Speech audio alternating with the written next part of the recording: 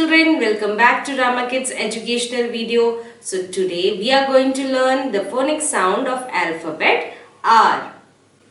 So we are going to learn the phonics sound of alphabet R. The phonics sound is R. You have to touch your tongue to the upper part of your mouth like R. Okay. So let's see some words related to alphabet R. The first one is R for rope. Rope. You can see in the picture, this is a rope.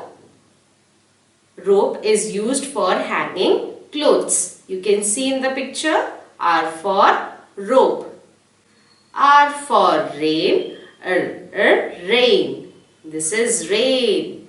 Rainy season is favorite season for many kids. We use umbrellas, raincoats during rain. The next word is R for red. Red.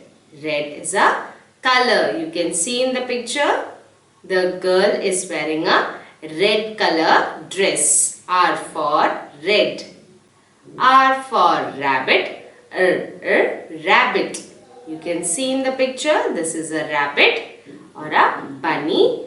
It is white in color. You can see in the picture, it is an animal. R for rabbit. Next is R for ring. Ring. This is ring. Ring is a ornament which we wear on fingers. This is ring.